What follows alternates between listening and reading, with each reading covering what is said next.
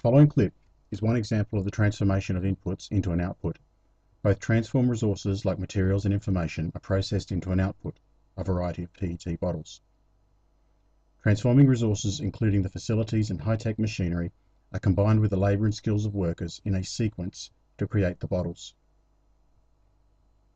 This sample study clearly demonstrates the influence of volume and a variety of output on the process as a whole. High-tech production methods are used to generate large volumes of a variety of bottle shapes. The sequencing and scheduling of tasks is determined by the process required.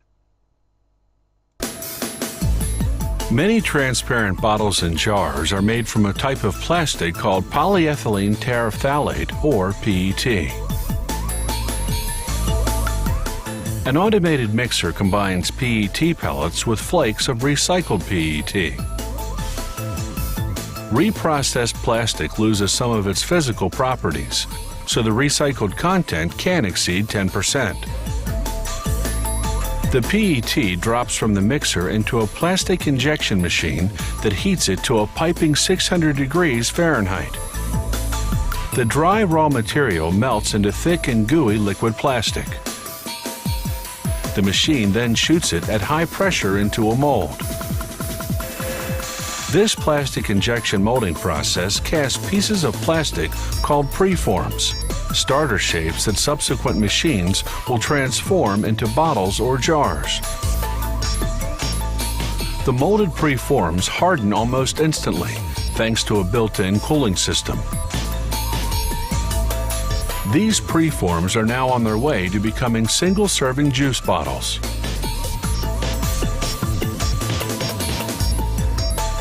This is another plastic injection molding machine. It uses the same method to make preforms for a different model, 1.5 to 2 liter bottles.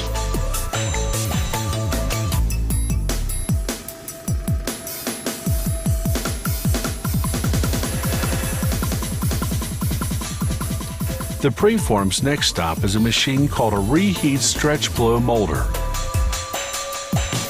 In a matter of seconds, it heats each preform just enough to make the plastic malleable, then inserts a rod to stretch the preform lengthwise, while at the same time blowing in air at extremely high pressure.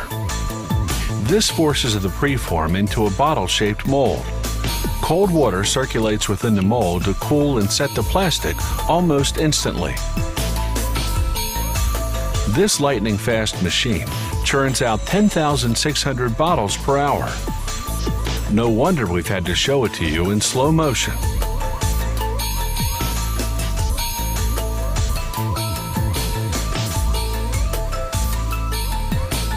A conveyor belt transports the finished bottles to the packaging area.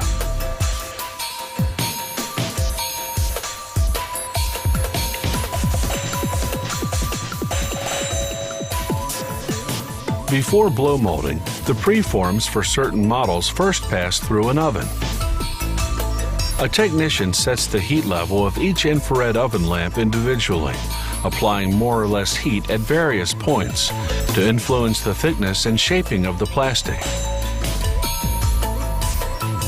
From the oven, the preforms go into another reheat stretch blow molder that transforms them into peanut jars.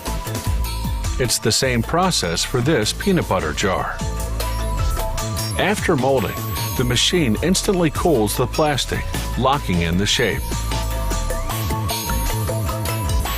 The factory pulls samples off the line at regular intervals for quality control testing. Technicians measure the thickness of the plastic and perform a compression test to gauge its strength. They verify the sample's dimensions and capacity. They also evaluate resistance to vacuum pressure, because containers are often vacuum sealed after filling.